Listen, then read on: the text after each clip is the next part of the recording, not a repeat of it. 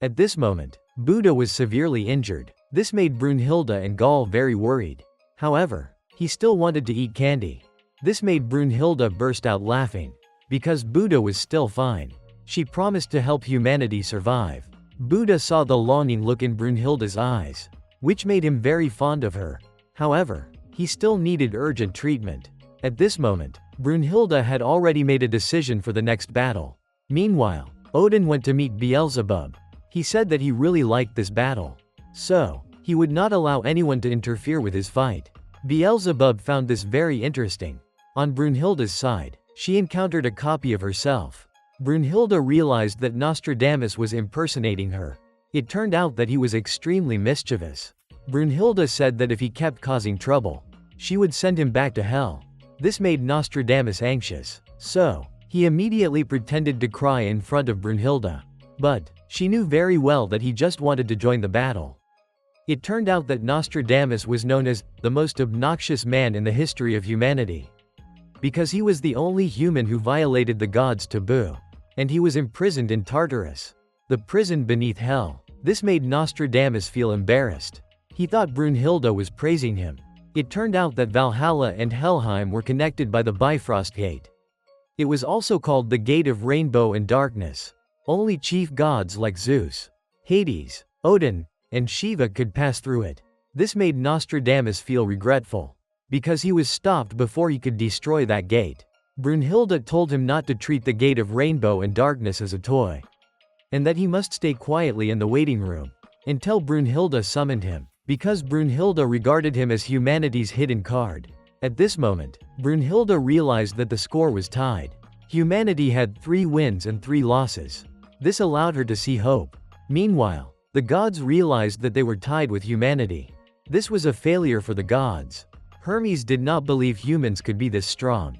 And it was thanks to the Valkyries transforming into weapons for humanity, giving them the power to fight against the gods. Although this power was originally meant to protect Valhalla, it had now become a weapon opposing the gods. At the same time, Brunhilde was also calculating. She planned to use weapons that could rival the gods' divine weapons. Brunhilde recalled the fierce battle between Adam and Zeus. Although Adam lost, it proved that humanity could defeat the gods. Then came the battle between Sasaki and Poseidon. This time, humanity won, and this was humanity's first victory. Hermes felt this was a humiliation for the gods.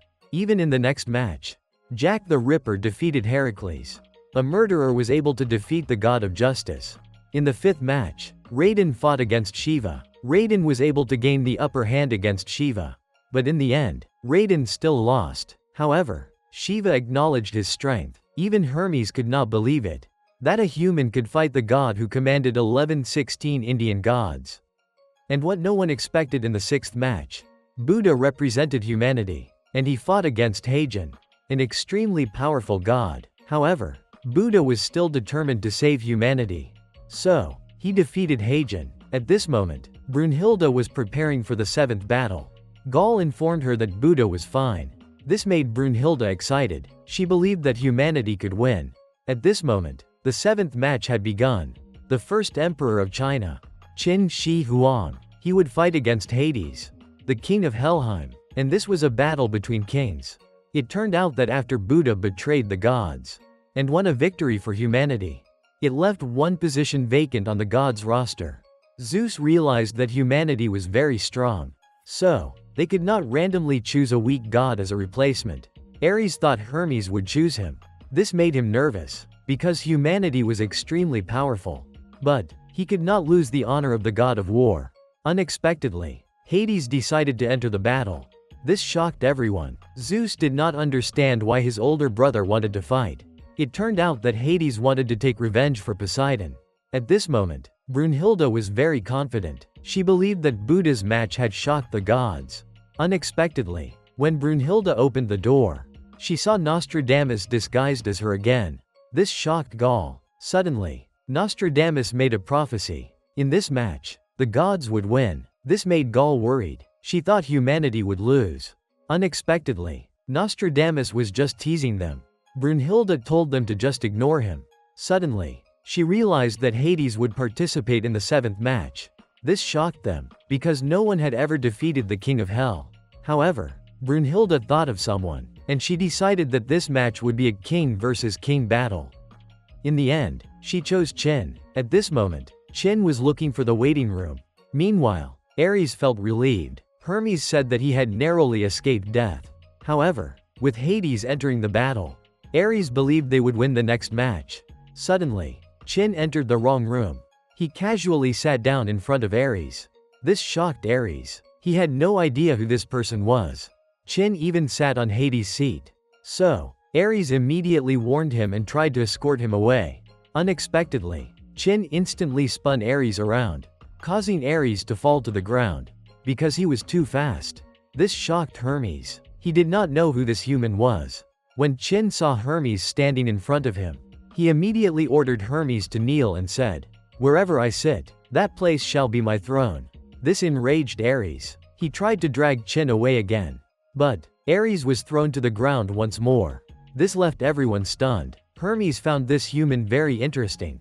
So, he brought honeyed water for Chun to drink. But, Ares was still furious. Suddenly, Gaul ran over. It turned out that Chun had smashed through the walls. That was how they managed to find him. Brunhilde scolded him for not staying in the waiting room. But, Chun remained extremely arrogant. Ares realized that this man was very dangerous. When Brunhilde told him to return, Chun refused, because he liked sitting here. At this moment, Brunhilde told him that his seventh match was about to begin. This shocked Hermes and Ares. Meanwhile, Chun was delighted, because he had been waiting for this battle. Ares could not believe that this man would fight Hades. At this moment, everyone gathered in the arena, waiting for the seventh match to begin. When Heimdall began introducing humanity's representative, no one stepped forward. Suddenly, all the kings of China gathered together. They all felt proud, and together they lifted a red carpet. It turned out they were laying down a path for Chun to walk upon. Heimdall announced that this man had destroyed the 6 warring states and ended 550 years of chaos in China. He was the one who paved the way, built the walls, and became the first to unify China, and people called him the king of all beginnings. Qin Shi Huang. This shocked the gods, because he emerged from the god's entrance. Gaul did not know whether he could fight, because he was always wearing a blindfold. Suddenly, a girl appeared. Alvider scolded Chun for getting lost, and making her wait all by herself. This made Alvider very angry. He did not even bother to train in using divine weapons. That meant they could not synchronize their hearts. But, Chun suddenly hugged her. This made Alvider feel embarrassed. Even Chun's presence made her heart race. And she transformed into a suit of armor for Chun. At this moment, Hades prepared to step onto the arena. Suddenly, Poseidon's subordinate came to see him. He handed Hades Poseidon's trident, because he wanted Hades to take revenge for his master. However, Hades scolded him for being foolish, because his younger brother would never demand revenge. But, Hades would still avenge his brother. And he merged Poseidon's trident into his own divine weapon. Meanwhile, Poseidon's servant trusted that Hades would win. At this moment, Heimdall was trembling, because the one he was introducing was the king of hell. This made the gods feel fear, because this god was terrifyingly powerful. His pet, Cerberus, guarded the underworld, and he was the eldest of the 3 strongest Greek gods. He was the king of Helheim, Hades. At this moment, the 7th match was seen as a battle between kings. When the battle began, Hades said that although Chun held no grudge against him, he must bear his hatred on behalf of humanity, because humanity had killed his younger brother. This made the entire arena fall silent, and Hades immediately attacked Chun. But, Chun dodged the attack. Hades realized that Chun's eyes could see very clearly. He continued attacking, forcing Chun to dodge continuously. Suddenly, Hades used the technique Iron Hammer of the Netherworld, shattering the ground, and injuring Chun. This shocked the gods, because Hades' power was overwhelming. Hades charged forward again with a devastating blow. Unexpectedly, Chun blocked it. He even deflected Hades' attack. Chun then grabbed the spear and pushed it back, sending Hades flying backward with injuries. This astonished everyone. It turned out this technique was called the Force of the Phoenix. At this moment, Chun declared, "In this world, there is only one king, and that is me." Qiyu is an ancient monster in Chinese mythology. It is a bull-headed, human-bodied monster with 4 eyes and 6 arms. Many people believe it invented weapons of war. So, they worship Qiyu as a god of weaponry.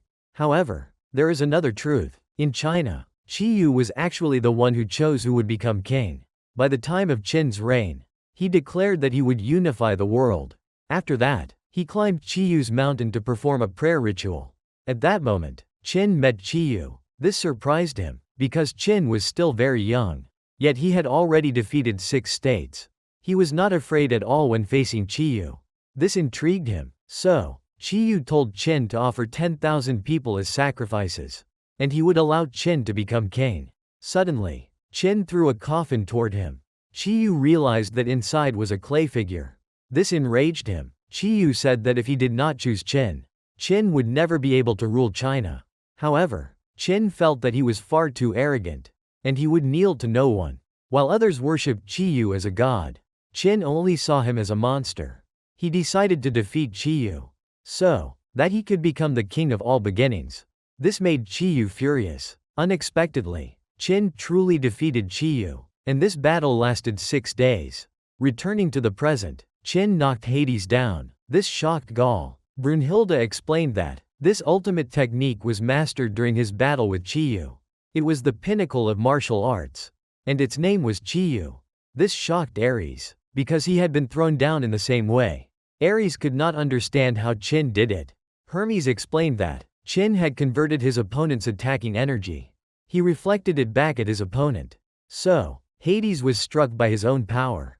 At this moment, Qin challenged Hades, but Hades asked, "What is a king to you?" Qin replied that a king does not bow or rely on others, and always stands firm before his people. This made Hades laugh. So, Qin laughed back at him. This surprised everyone, but Qin did not understand why Hades was laughing. It turned out that Hades saw Poseidon in Qin. So, Hades believed his younger brother deserved to be king more than anyone else, and he would not allow himself to lose to a mere human king. At this moment, Hades continued his assault. This was an attack using all of Hades' power. This shocked everyone. Qin once again used the force of the phoenix to block it. Everyone thought Hades' attack would be reflected back, but Hades pulled Qin toward himself and continued to press him down into the ground with overwhelming force. This stunned everyone. They thought Qin had been defeated. However, Qin was still alive. Although he was severely injured, he still stood back up. Suddenly, Qin removed his blindfold. This made him eager to continue fighting. Hades immediately rushed in to attack him. So, Qin kept dodging continuously. Brunhilde realized that Qin was trying to do something. When Hades used the technique the Earth Crusher, everyone thought Qin would be defeated. Unexpectedly, Qin fired an air bullet from his mouth. This caused Hades to lose focus. So, Qin lifted Hades and slammed him to the ground. Qin continued his attack, but Hades blocked him. Hades could not understand how Qin was countering his techniques. At this moment, they continued to clash head-on. Qin kept firing air bullets. This distracted Hades. So, Qin struck Hades in the abdomen. This shocked everyone, because he was able to injure the body of the king of hell. But Hades realized something. The air bullets Qin fired were disrupting the flow of Hades' techniques. It turned out that Qin's eyes could see the weak points in Hades' body. Sasaki explained that, within the human body, there are always flows of energy. By striking the key points of those energy flows, one can prevent an opponent's power from being fully released. Brunhilde said that this was Qin's bow stance, because his eyes could see the stars themselves. Gaul did not understand why he liked covering his eyes. Brunhilde explained that, when someone possesses extraordinary abilities, they also lose something in return. Suddenly, Qin's abdomen was also injured. It turned out that these eyes allowed him to feel the pain of others as well. But Qin did not see this as a weakness, because it helped him become the greatest king. Qin recalled that, from a young age, he was an abandoned prince. His real name was Ying Zheng, and he was a Qin hostage in the state of Zhao. This made the two guards unhappy, because every day they had to watch over Ying Zheng. At this moment, he met a woman named Chun Yan. It turned out that she was Ying Zheng's new bodyguard. She warned him that she could do anything she wanted to Ying Zheng. Although he was frightened, Ying Zheng still behaved obediently.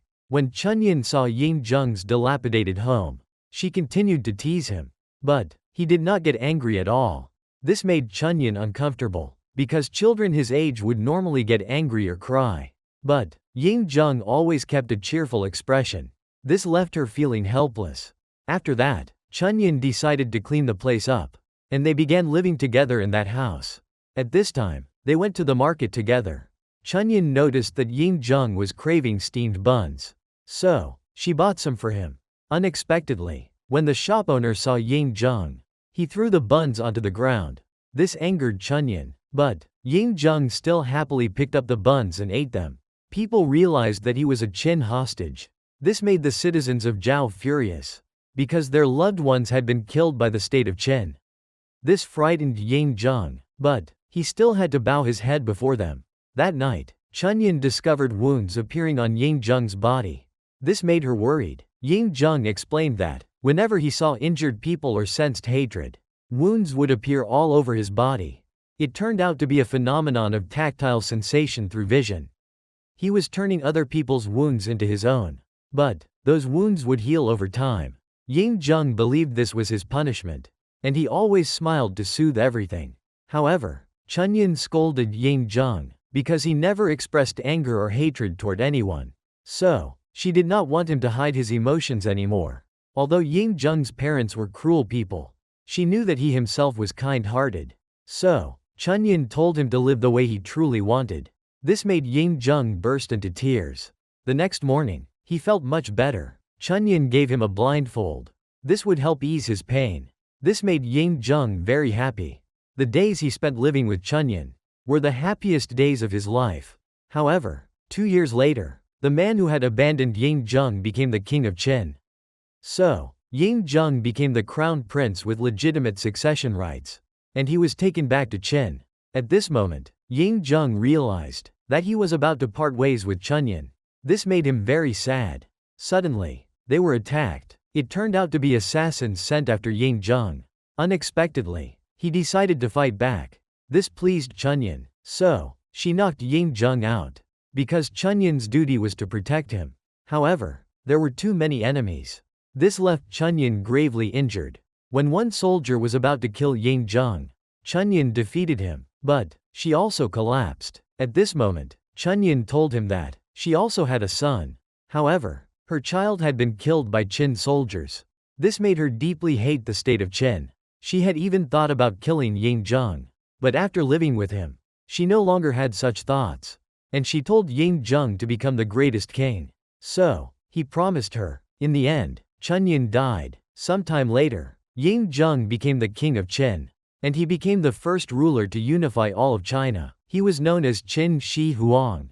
He went through countless battles. So, Qin gained the power to see the stars on the body. And he did everything for a single promise: to become the greatest king. Therefore, Qin would lose to no one. At this moment, everyone was amazed by Qin's skills. He could even overwhelm Hades. Ares and Hermes had no idea how to counter his air bullets. However, Zeus trusted in Hades' power and battle experience. At this moment, Hades continued his assault. Unexpectedly, he was able to block the air bullets. This surprised Qin, allowing Hades to regain the upper hand. However, Qin dodged Hades' attack and kicked Hades backward. This shocked everyone. Hades began to acknowledge Qin's strength. This delighted them all. At this moment, Beelzebub was in the laboratory. Suddenly, a creature inside a test tube awakened. It shattered the tube and tried to attack Beelzebub. But he effortlessly sliced off its arm. This frightened the creature, causing it to flee. Suddenly, a machine appeared and destroyed it. Beelzebub realized that this machine had no issues with its new body. It turned out that this machine was Adamas. And Hades was the one who had asked Beelzebub to create this body. But Adamas asked why Beelzebub was planning to create Hadrian's body. After all, Hadrian was the legendary monster who once fought Buddha. But Beelzebub said, "I only want to create something that can kill me." This shocked Adamas. At this moment, they were still watching Hades' match. Beelzebub believed that Hades would win this battle. At this time, Qin's people were cheering for him non-stop. Chun Yan's mother and child also believed in their king. Meanwhile, Hades acknowledged that Chun was worthy of being a king. So, Hades stabbed himself with his own spear. This shocked everyone. They could not understand why he would injure himself. But Zeus said that he was prepared to sacrifice everything to win. That was the king of hell. Hades. Sasaki realized that Hades was humming Poseidon's song, while Chun had no idea what he was doing. Then, Hades continued his assault. Chun continued using air bullets. But they had no effect. He realized that Hades had altered the flow of his own energy. Hades used his blood to cover his body. Even his blood was abnormal. And he fused it with his weapon, making Hades' divine weapon even more powerful. However, Zeus said this technique had one weakness. If Hades' life force was depleted, he would die. It turned out this technique was called Ichor Desmos. Hades said this was his trump card. Then, Hades launched another attack at Chun. Chun tried to block it, but Hades' thrust was far too powerful. It pierced through Chun's armor and stabbed into his shoulder. This shocked everyone. Hades said that he could not lose because he was the eldest brother. It turned out that Hades was not only known as a terrifying god, he was also the god most trusted by the other gods. During the great crisis of Mount Olympus, Zeus overthrew his father, Kronos, and became the leader of the Greek gods. However, the primordial goddess Gaia did not accept this. So, she led the strongest giants. Gaia launched a massive assault on Mount Olympus. This battle was known as the Gigantomachy. At that time, Zeus' four brothers realized the situation was dire, because the giants' power was overwhelming. However, Zeus was thrilled. He was confident that he would defeat them. Suddenly, Hades received news that the giants were invading the underworld. This caused Tartarus to fall. It was the prison of the gods, where the most terrifying gods were confined. But Hades was not worried at all. While Zeus, Adamas, and Poseidon were fiercely battling Gaia's army, they eventually emerged victorious. But Poseidon did not see Hades anywhere.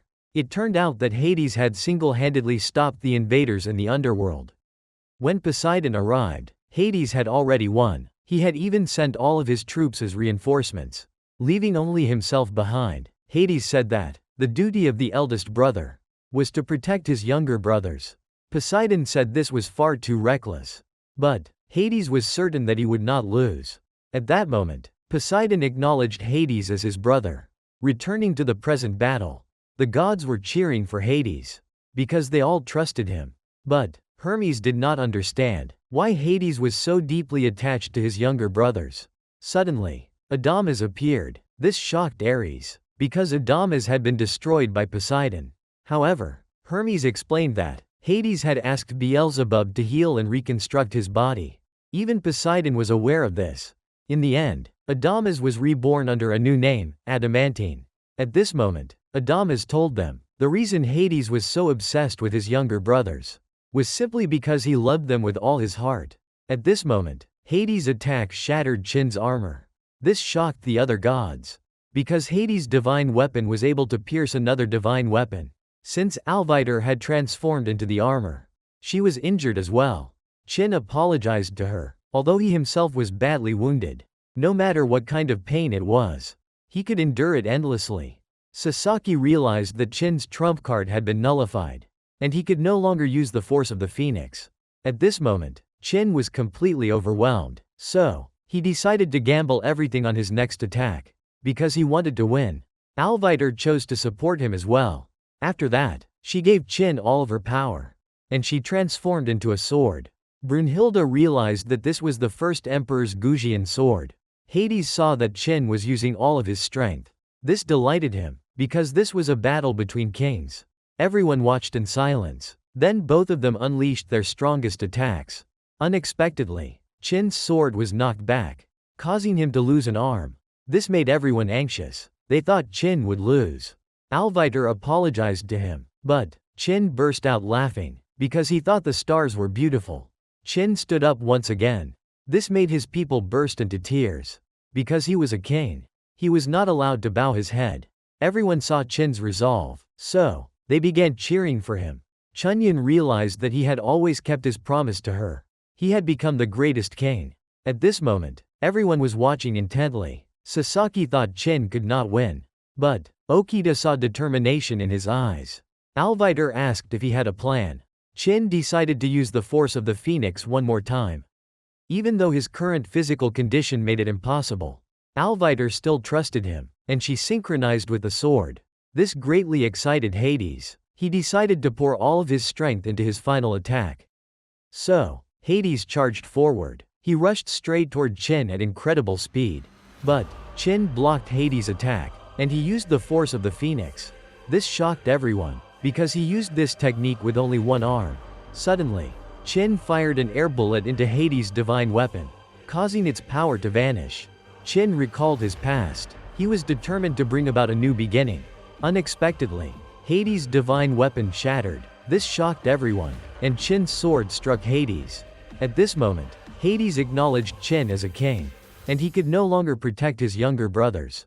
In the end, Chin emerged victorious. This astonished everyone. At this moment, Chin regarded Hades as his friend. So, everyone showed respect to him. This filled humanity with joy, because they had defeated the gods. Meanwhile, the gods still could not believe that Hades had lost. At this moment, both Chin and Alvider were gravely injured.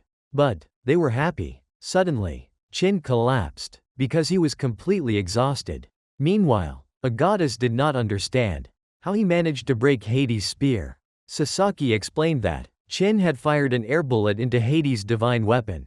This disrupted the flow of energy within the spear. Normally, weapons do not have energy flow. But, Hades' spear had been soaked in his blood. So, it had become a part of his body. After that, Chin used the force of the phoenix to reflect Hades' own power back at him. Thanks to this, Chin achieved victory. That was why everyone admired Chin's strength. Meanwhile, Ares could not believe that Hades had lost. This made Adamas furious. He no longer cared about the match, and he declared that he would kill whoever he wanted. Meanwhile, Zeus realized that, in Hades' final moments, he had apologized to his younger brothers. At this moment, humanity had secured 4 victories. So, they were now in the lead against the gods. However, the arena needed to be repaired to prepare for the 8th match. Meanwhile, Chin and Alvider were being treated. This made Gaul worried, because they needed time to recover. But, Gaul was also overjoyed. She still could not believe that Qin Shi Huang had defeated Hades. When Brunhilde was about to visit Buddha, Adamas suddenly appeared. It turned out he was seeking Qin to take revenge for Hades. This terrified Gaul, because Adamas had previously been killed by Poseidon. However, Brunhilde remained calm. She could not reveal Qin's location. This enraged Adamas. When he was about to attack them, suddenly, Adamas' hand was severed. It turned out that Beelzebub had stopped him. He warned that Ragnarok would end if Brunhilde were killed. And Beelzebub did not want anyone to ruin his entertainment. But, Adamas did not care. Beelzebub said that Adamas was defiling Hades' honor. This angered Adamas. But, he had no choice but to leave. He warned that, after this war, he would kill everyone. This reassured Gaul, because they were safe. Brunhilde immediately thanked Beelzebub. But, he said that there were still many gods who wished to slaughter humanity. At this moment, Buddha was recovering comfortably. Suddenly, Kintoki came to scold him, because Buddha had snuck out of the infirmary. And Kintoki handed Buddha a large amount of candy. This delighted Buddha. At this moment, Buddha had a favor to ask of Kintoki. So, Kintoki immediately agreed. He did not even need to know what the request was. It turned out that Buddha wanted Kintoki to investigate the one who would shake Ragnarok. His name was Sigfried. At this moment, Hermes was playing a piece of music to commemorate Hades. Unexpectedly, Beelzebub was also there. He wanted Hermes to deliver a message to Zeus. I will participate in the next match. Meanwhile, Brunhilde was extremely angry, because Buddha had escaped from the infirmary. So, she decided not to care about him anymore. And she chose to prepare for the next match. Suddenly, she opened the door to a highly advanced room. When Gaul stepped inside, she was shocked. There was a man solving the laws of physics. It turned out he was Nikola Tesla. He was a genius scientist who invented alternating current generators. And his work was applied to all modern science and technology. So, he was known as the mad scientist of the century. Brunhilde asked if he had completed his research. Tesla replied that everything was ready. This pleased Brunhilde greatly. So, she immediately summoned Gondel. It turned out she would be the Valkyrie supporting Tesla. Suddenly, Tesla asked her to offer her body to him. Unexpectedly, Gondel agreed without hesitation, and they synchronized effortlessly. Gondel transformed into a divine weapon for Tesla. It turned out to be a special suit of armor. Tesla believed this armor could surpass the gods. Meanwhile, Beelzebub was the loneliest god in heaven, because he was regarded as the lord of the flies, and he was a child cursed by Satan. So, everyone viewed Beelzebub as a bad omen. They did not dare approach him. However, there were still 3 angels who dared to get close to Beelzebub. They were Lucifer, Azazel, and Samael. They constantly invited Beelzebub to steal apples with them. But he had no interest, no matter how much they tempted him. Beelzebub did not care, because he believed he was cursed by Satan. So, he did not want anyone near him. But Lucifer's group did not care. They believed Satan was merely a fictional ancient monster. So, they wanted to befriend Beelzebub, because Lucifer trusted his instincts completely. They would get along very well together. Suddenly, Azazel let out a fart. This made Beelzebub burst into laughter. In the end, he agreed to become friends with Lucifer's group. After that, they went to the Garden of Eden to steal apples. However, they were discovered by the guards. So, they all ran away together. From that day on, Lucifer's group became Beelzebub's first friends. This made him very happy, and he wished that they could stay together forever. When morning came, Beelzebub woke up. He saw blood everywhere around him. Unbelievably, Lucifer's group was dead. This shocked Beelzebub. He believed that he was the one who brought disaster upon them. At that moment, Beelzebub realized that Satan truly existed. So, he resolved to take revenge on Satan. From then on, Beelzebub tried to uncover Satan's true identity, and he continued to live in loneliness. Suddenly, a goddess came to see Beelzebub. She introduced herself as Lilith. She promised to help Beelzebub find Satan, but he immediately told her to stay away from him. It turned out that Lucifer was her childhood friend. So, she also wanted revenge against Satan, and Lilith was willing to do anything to help Beelzebub. He realized that her personality was very similar to Lucifer's. So, they began searching for Satan together. However, even after traveling everywhere, from heaven to hell, they still could not find Satan. Beelzebub even studied countless documents, which left him exhausted, and he fell asleep. Suddenly, Satan appeared, and he captured Lucifer's group. This drove Beelzebub into despair. But it turned out to be just a nightmare. So, Lilith came to comfort him. At that moment, Beelzebub did not understand why Lucifer wanted to be his friend. Lilith said that he was a very warm-hearted person, and that he would never abandon those who were lonely. So, Beelzebub vowed to avenge Lucifer and protect Lilith. This made her blush. After that, Beelzebub fainted again. When he woke up, Beelzebub attacked Lilith. It turned out that when Beelzebub's love reached its peak, he would become a destroyer of the things he loved most. This was called demonic destrudo. At that moment, Beelzebub finally realized that Satan had always existed within him. Beelzebub saw Lilith severely injured. This made him panic. However, she felt happy about the time she spent with him, and she knew that Lucifer would not hate him either. At that moment, Lilith said, "I love you." Then, she gave Beelzebub her final command. He had to continue living. After that, Lilith died. This caused Beelzebub immense suffering. So now, Beelzebub only wishes to die. At this moment, the arena had been fully prepared. So, the 8th match could finally begin. Everyone watched in silence. The first to step onto the arena was known as the God of Darkness. And he was also one of the 7 deadly sins, gluttony. The gods themselves felt fear when facing him, because he was the Lord of the Flies. Beelzebub. At this moment, humanity began to feel anxious, because Beelzebub was truly a demon. Gaul realized that even the gods disliked Beelzebub. Then Heimdall began introducing humanity's representative. Suddenly, lightning bolts shot out. This stunned everyone. He was called the Child of Light, because he was the one who lit up the earth. He even created magic for humanity through science.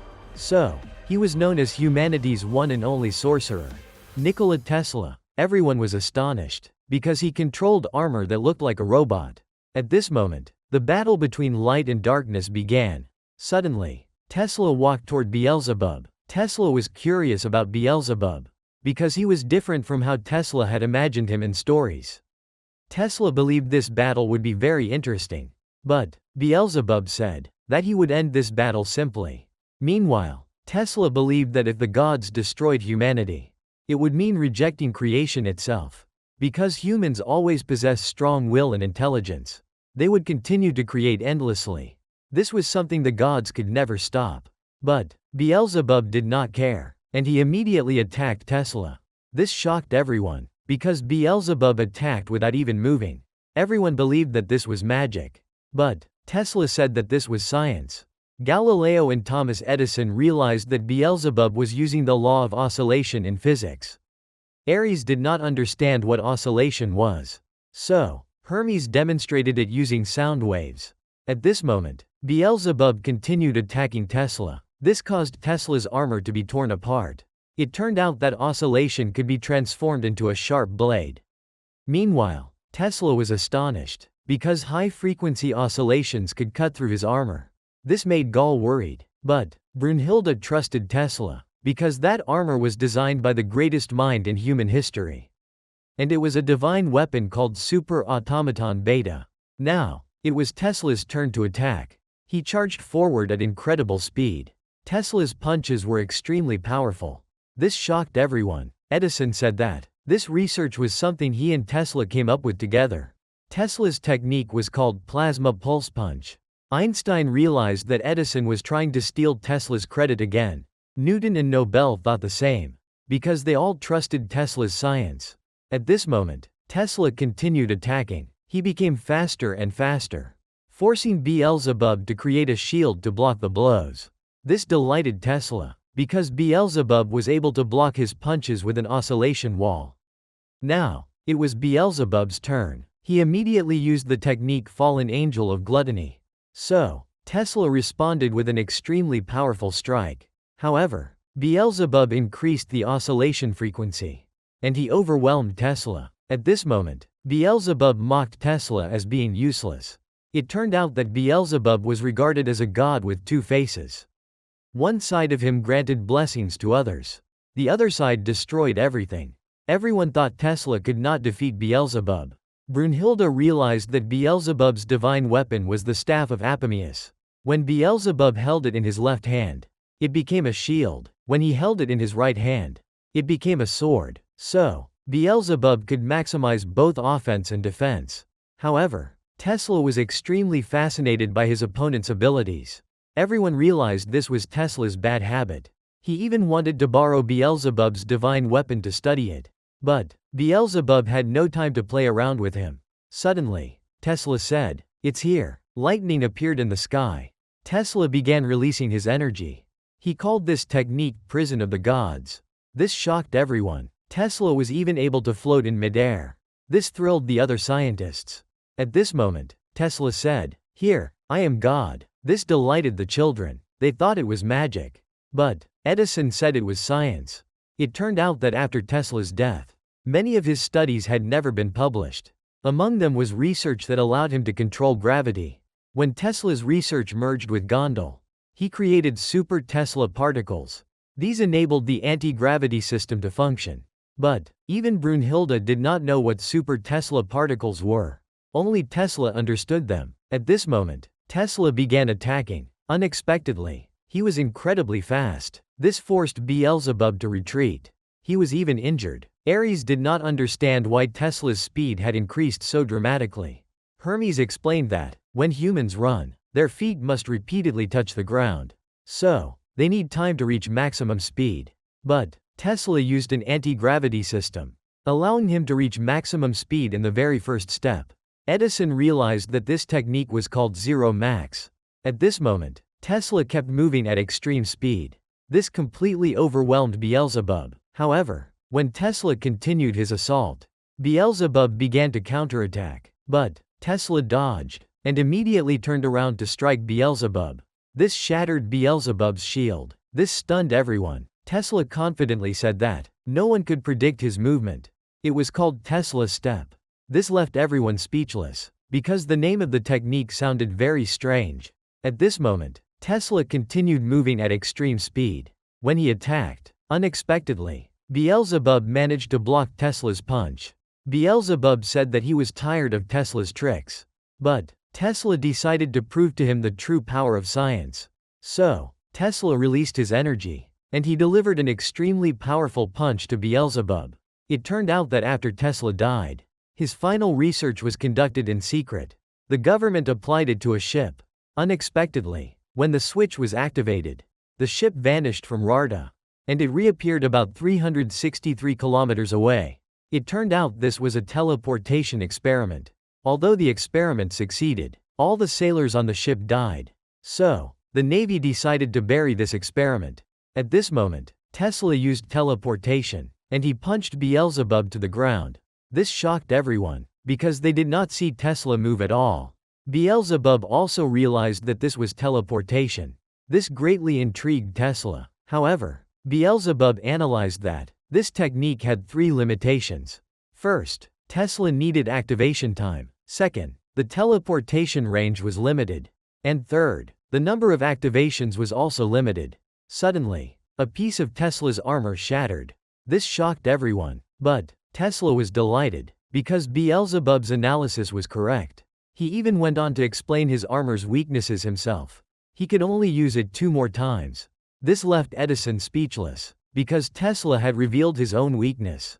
Beelzebub was also surprised, because Tesla had laid all his cards on the table. However, Tesla believed that when it comes to science, he would hide nothing. That was the way humanity could progress. This made Beelzebub feel intrigued. But Beelzebub was injured. This made him recall the last time he had been injured was when he faced Hades. It turned out that he had gone to challenge Hades. Beelzebub had even killed many monsters in the underworld. Hades realized that Beelzebub only wanted to die. So, he accepted the challenge. Beelzebub attacked relentlessly. But he was no match for Hades. Beelzebub thought that this time he would finally die. Hades did not understand why he wanted that. It turned out that every time Beelzebub wished to die, he was stopped by Lilith's curse, because she wanted Beelzebub to keep living.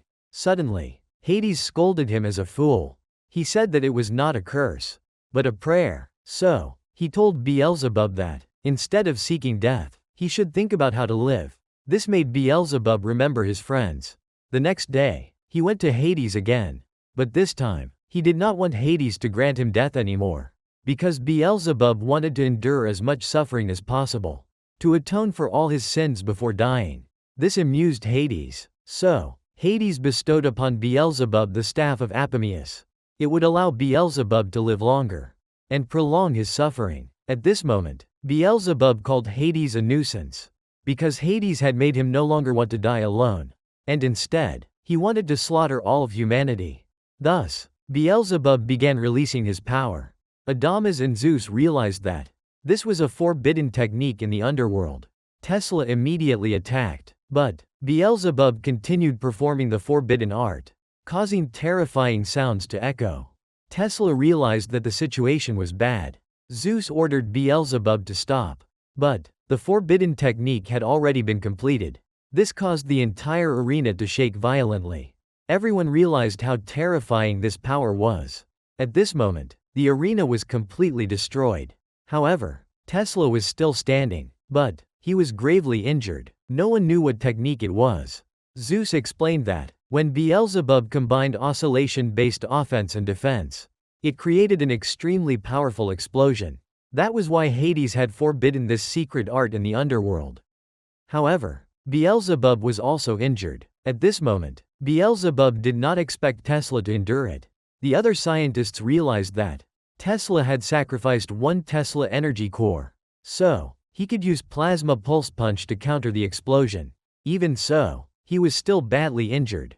Suddenly, Beelzebub wanted to end the battle. However, Tesla still refused to surrender.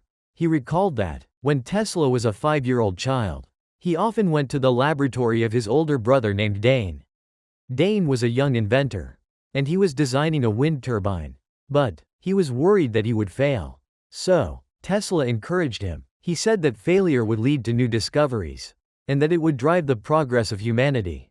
This surprised Dane, because Tesla was only 5 years old. He believed his younger brother would become someone extraordinary.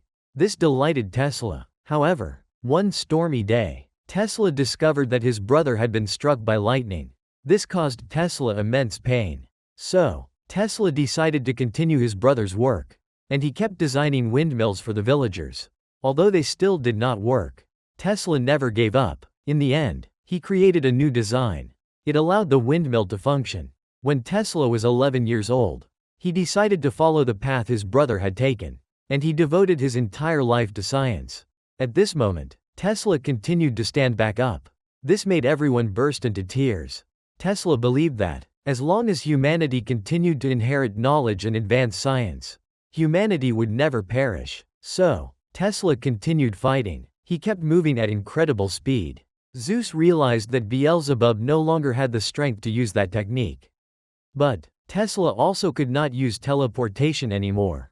At this moment, their battle became extremely fierce. Suddenly, Tesla realized that he could no longer use Tesla's step because of the debris scattered across the arena. But, Tesla saw that Beelzebub's body had reached its limit, preventing him from using oscillation properly. Unexpectedly, Beelzebub continued fighting. He did not even care about his own body. Beelzebub relentlessly attacked Tesla. Although Lilith's curse was restraining him, he still forced himself to attack. He even increased the oscillation further, creating an extremely powerful attack. This left Tesla unable to dodge. At this moment, everyone was extremely worried. They believed Tesla could no longer endure it. Unexpectedly, Tesla was still delighted. This shocked everyone, because Beelzebub's madness had given Tesla incredible research data. This reassured everyone. They realized that Tesla would never give up.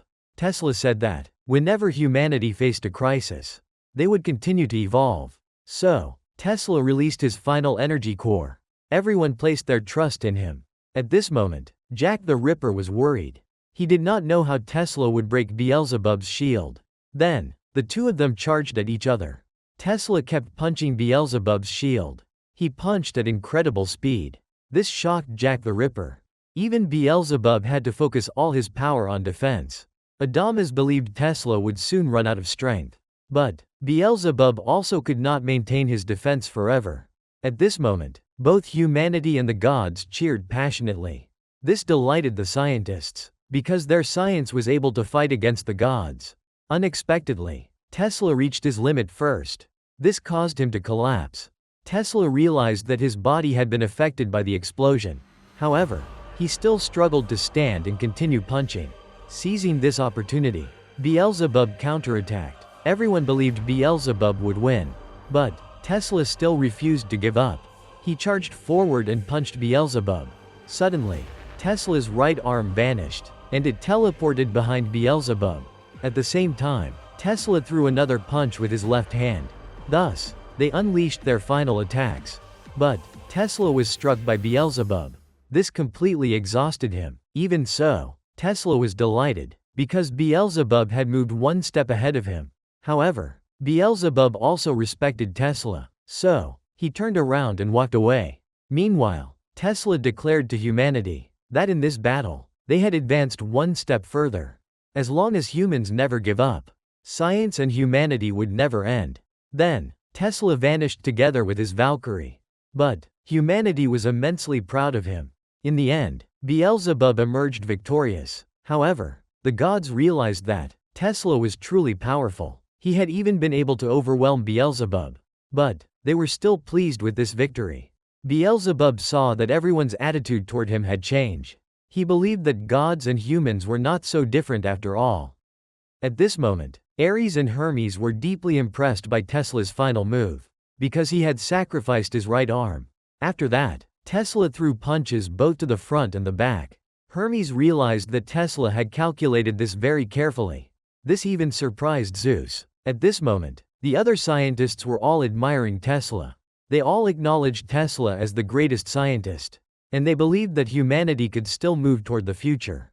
Meanwhile, Gaul was very sad, because her sister had died. But, she and Tesla still smiled brightly. At this moment, humanity and the gods were tied once again. Meanwhile, Brunhilde returned to the room. She saw the fallen warriors. She realized that they were all magnificent fighters. So, Brunhilde burst into tears. Unexpectedly, Buddha was also there. He teased Brunhilde. This made her angry, because he had disappeared from the infirmary. Suddenly, Buddha asked her, "Is Sigfried your boyfriend?" And he thought this battle was connected to Sigfried. But, Brunhilde denied it. She said that Sigfried was not her boyfriend. This shocked Buddha. At this moment, inside the prison of the underworld, the guards were discussing the Ragnarok match. Humanity and the gods were tied. This surprised the demigod. He thought this was something no one could have predicted. When the guards were about to talk to him, they suddenly remembered that they were forbidden to speak to this prisoner. So, they immediately left. But, he knew that Brunhilde was the one who had created this battle. It turned out that he was Sigfried. At this moment, Ares was extremely tense, because he knew that the next warrior representing the gods was a strange one. However, Zeus said that this warrior was very powerful. After that, they went to meet a god who was bathing with girls. This angered Ares, because that god could leisurely enjoy himself at such a time. It turned out that he was Apollo.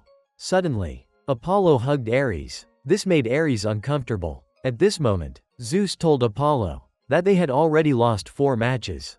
Among them were Poseidon, Heracles, and Hades. This surprised Apollo. He felt regretful, because he could not witness their beautiful deaths. This enraged Ares, because Apollo did not seem sad at all. But, Apollo said that they had fought with their very souls.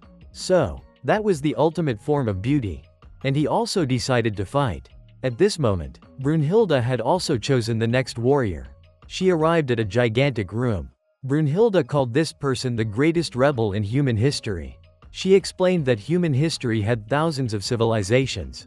But, there was one civilization more glorious than all others. That was Sparta. Gaul saw the warriors training. This frightened her. After that, they went to meet a man lying on a hammock. It turned out that he was King Leonidas. And he would be the human representative in the 9th match. However, Leonidas refused, because he only wanted to be either the first or the last. But, Brunhilde provoked him. She said that only he could defeat Apollo in the 9th match. When he learned that the opponent was the god of the sun, Apollo, Leonidas became furious, because he regarded Apollo as a bastard, and his hobby was kicking gods off their pedestals. So, Leonidas agreed. At this moment, Gyaralul also arrived. She would be the Valkyrie supporting Leonidas. But, their hearts needed to synchronize before the battle. However, both of them were extremely arrogant. Leonidas said that he would not easily trust anyone. This angered Gyaralul. So, she attacked him. Although they argued fiercely, their personalities matched extremely well. And they were able to merge into a divine weapon. At this moment, the 9th match began. This excited everyone. Heimdall began introducing the Spartan people. They were the strongest people in human history. Because they were born solely to fight. Even just 300 Spartan warriors dared to face 300,000 Persian soldiers. Under the command of the strongest Spartan king, Leonidas, he was a man who would never submit to any god. Then, it was Apollo's turn to appear. He made the entire arena shine brightly. Because he symbolized beauty and power. All the girls were enchanted by his looks. But, before the battle could even begin, Leonidas immediately attacked Apollo. This shocked everyone. However, Apollo managed to dodge. He mocked Leonidas as nothing more than a wild beast. So, Leonidas kept attacking Apollo relentlessly. But, Apollo dodged every strike. It turned out that Gyaralul had transformed into a shield. Leonidas said he would make Apollo pay. This surprised Apollo, because they had never met before. Leonidas cursed him as a bastard. This enraged Apollo, because Leonidas was insulting his beauty. In the past, Leonidas had always been admired by everyone. When they were about to face 300,000 enemy soldiers, he was regarded as the most admired man in history. When the Persian king was preparing to invade Sparta, the Spartan elders opposed the war, because they feared that the god Apollo would bring punishment upon them. And this was a prophecy that had been upheld in Sparta for centuries. However, Leonidas opposed the elders. He scolded them as fools, because they believed the words of someone they had never even seen. So, King Leonidas decided to fight the Persian army. He even punched and shattered the statue of Apollo. This enraged the elders. They thought that no Spartan would follow him. Unexpectedly, a soldier immediately ran after Leonidas. Soon, 300 warriors chose to follow their king. This delighted Leonidas. At that moment, 300 Spartan warriors faced an army of 300,000 Persian soldiers. This made everyone think it was madness. And their battle inspired all of Greece, helping them repel the Persian army. Because of this, all Spartan warriors admired Leonidas. At this moment, Leonidas still deeply hated Apollo, because of Apollo's prophecy imposed on his people. But Apollo believed that those words had brought them peace. This enraged Leonidas. He transformed the shield into spinning saw blades and hurled them straight at Apollo. But Apollo blocked the attack. Unexpectedly, Leonidas increased his strength and pushed Apollo back. This injured Apollo. Leonidas continued attacking, but Apollo dodged again. Suddenly, Gaul saw Apollo's hands begin to glow. Brunhilde realized that Apollo's divine weapon was the threads of Artemis. It was a thread of light woven from radiant energy. Apollo used it to block Leonidas' attacks, and it was one of the strongest divine weapons in heaven. At this moment, Apollo transformed the threads of Artemis into a pair of gloves. Leonidas realized that Apollo was troublesome. So, he used another ultimate technique to attack. But Apollo avoided every strike. It turned out that Apollo was the god of boxing, so he could easily evade attacks. Suddenly, Leonidas increased his attack speed. But Apollo dodged and punched Leonidas in the face. At this moment, Leonidas was struck repeatedly by Apollo. None of Leonidas' attacks could hit Apollo. This enraged the Spartan soldiers. They mocked Apollo for only running around. This angered Apollo. Suddenly, Apollo drew two lines in front of Leonidas. It turned out he was narrowing the arena. Leonidas felt that Apollo was looking down on him. Even all the Spartan warriors felt this was a humiliation. Meanwhile, the gods did not understand what Apollo was doing, because confronting Leonidas head-on was extremely dangerous. But Zeus said that, when Apollo fought like this, no one could defeat him, because he always lived up to everyone's expectations. This was Apollo's ultimate battle mode.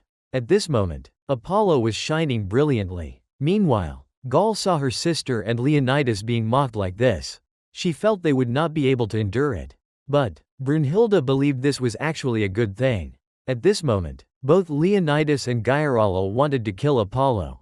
Leonidas swore to make Apollo kneel at his feet. Suddenly, Leonidas pulled out a hammer from the shield. This intrigued Apollo. Then, the two of them moved closer. Leonidas unleashed a devastating blow at Apollo.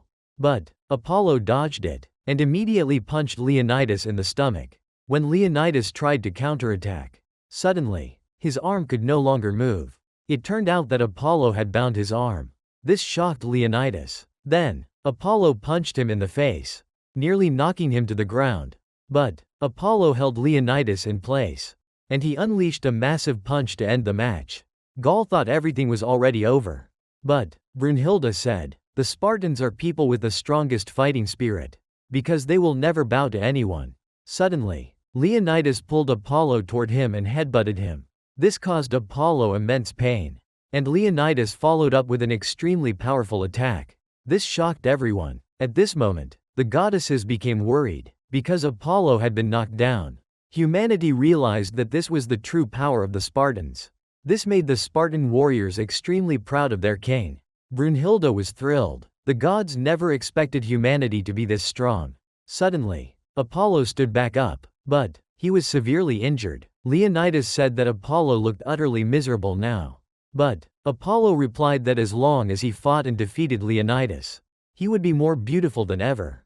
Meanwhile, the gods began criticizing Apollo, because he had foolishly faced Leonidas head-on. However, Zeus knew very well that Apollo understood exactly what he was doing. Legend says that, in ancient Greece, a monster named Python once appeared. It frequently attacked villages. It even defeated many of Ares' soldiers. This made everyone fear and despise it. One day, Apollo found Python. He came on behalf of Ares to deal with it. This delighted Python, because Apollo was one of the 12 Olympian gods. Unexpectedly, Apollo defeated Python with a single blow. However, Python refused to give up. This intrigued Apollo. He suggested that they fight again the next day. In the days that followed, Python was defeated by Apollo again and again. But Python still refused to surrender. This surprised Apollo. It turned out that because Python was so ugly, he had always been abused for no reason. That was why he could not accept losing to someone who possessed both beauty and strength like Apollo. Suddenly, Apollo found Python truly beautiful. He said that appearance did not matter. What was truly beautiful was Python's blazing fighting spirit. This made Python burst into tears. It turned out that Apollo himself had always been looked down upon by the other Greek gods. But he rose through blood-soaked effort. Eventually, Apollo became one of the 12 Olympian gods. At this moment, Apollo told Python to understand and take pride in his own beauty. This made Python very happy. After that, Python no longer attacked humans, and instead helped them build a temple to worship Apollo. That was why Zeus knew Apollo was truly powerful. At this moment, Apollo decided to burn his soul for this battle. This delighted Leonidas. Apollo acknowledged that Leonidas' blows were beautiful. Suddenly, Apollo removed the threads from his gloves. Brunhilde realized that he was about to use that technique. A massive wall appeared in the center of the arena. It turned out that this divine weapon was called Moonlight of Artemis. Then, Apollo created a gigantic bow. This stunned everyone. When Apollo drew the bow, Leonidas prepared to face it head-on. Brunhilde immediately warned him to dodge. But Apollo released the arrow. Unexpectedly, the arrow flew at the speed of light. Leonidas could not even see it. Anyone struck by Apollo's arrow would die without even feeling pain. Even giants had fallen to this attack. Only Zeus had ever managed to block that arrow. At this moment, Leonidas was gravely wounded, so he switched to a defensive stance. Apollo continued drawing his bow. He kept firing arrows at Leonidas. This terrified everyone, because Apollo's arrows were ricocheting into the stands. Meanwhile, Leonidas was struck again and again. This made Gyaralal anxious. But Leonidas was determined to smash Apollo's arrows. When Apollo fired an especially powerful arrow, unexpectedly, Leonidas blocked it. He even knocked it back toward Apollo. This injured Apollo. This shocked everyone. Unbelievably, Apollo collapsed. Hermes did not understand how Leonidas could see the arrow. But Zeus said it was pure instinct. Because Leonidas had fought through countless bloody battles, he possessed the instincts and experience of a true warrior. Seeing Apollo fall made everyone uneasy. But Apollo still stood back up. Leonidas mocked Apollo's words as meaningless. This made Apollo laugh, because Leonidas had become even more beautiful in his eyes. At this moment, the two of them had finally acknowledged each other. But Zeus realized that both Leonidas and Apollo had reached their limits. Apollo asked Leonidas what he was fighting for. Leonidas said that humans do not have the right to choose how they are born. But they do have the right to choose how they live and how they die. Because they all follow their own hearts. The Spartan warriors immediately cheered for him. Suddenly, Leonidas' shield turned red. It was called the Shield of Truth of Sparta. Gaul thought it was just an ordinary shield. Brunhilde explained that it was the core symbol of Sparta. It represented unstoppable advance, and the power to smash through the enemy's battle lines. Apollo felt an overwhelming pressure. So, he also burned his soul. He transformed the threads into a long rope connecting the two arms of the statue. It turned out that Apollo was turning himself into an arrow. He wanted to shatter Leonidas' shield. As everyone watched in tense silence, Leonidas and Apollo launched their attacks. They charged at each other at incredible speed. Unexpectedly, Leonidas' shield shattered, but it turned out to be a feint. Leonidas immediately grabbed Apollo, because his true goal was to punch Apollo's smug face. In the end, Leonidas was defeated. This made the Spartan warriors burst into tears. But they continued to admire their king. Apollo also admired the beauty of Leonidas. And Apollo won the 9th match. This made the gods extremely happy. At this moment, Apollo was accepting everyone's praise. But Hermes realized that he was only forcing himself to stand. Apollo did not even want his facial wounds treated, because he saw them as proof of his battle with Leonidas and Gyaralal. At this moment, Python did not dare watch the match. But when he saw that Apollo was safe, he realized that Apollo had won. Suddenly, he fainted. So, Python carried Apollo to the medical room. Meanwhile, the Spartan warriors were deeply saddened. But they continued to uphold their warrior spirit because they were proud of their king. Other warriors also admired Leonidas. Okita felt jealous because he wanted to step onto the arena himself. Meanwhile, Brunhilde was troubled. She did not know who to choose for the next battle. Because humanity had lost 2 matches in a row, they could not afford another loss. Suddenly, Okita stepped forward. He said, "I won't lose to anyone." So, Brunhilde decided to trust Okita because he was the greatest swordsman in human history. This delighted Okita. At this moment, Odin met Buddha, but Odin was not interested in talking to him. Suddenly, Buddha asked who Sigfried was. Because Buddha knew that Odin was the one who imprisoned Sigfried. It turned out that Sigfried had committed the crime of killing Odin's dragon. But that crime was not severe enough to warrant imprisonment in hell. So, Buddha believed Odin was hiding something. And Buddha realized that Brunhilde had not started Ragnarok solely to save humanity. She also wanted to save her lover. So, Buddha believed that Odin had some scheme involving Sigfried. This angered Odin. He immediately summoned his divine weapon and attacked Buddha. This only made Buddha more confident in his suspicions. When Odin was about to kill Buddha, Beelzebub suddenly appeared and stopped him. He realized that Odin had been harboring ambition for a long time. It turned out that Beelzebub knew Odin was planning to revive the primordial gods. This shocked Buddha and amused Odin. At this moment, the 10th match was about to begin. The fighter representing humanity was Soji Okita, and the representative of the gods was Susanoo no Mikoto. That's all for today's video. Don't forget to like, share, and subscribe to support Oni-chan in future videos. Thank you all for watching. Love you all.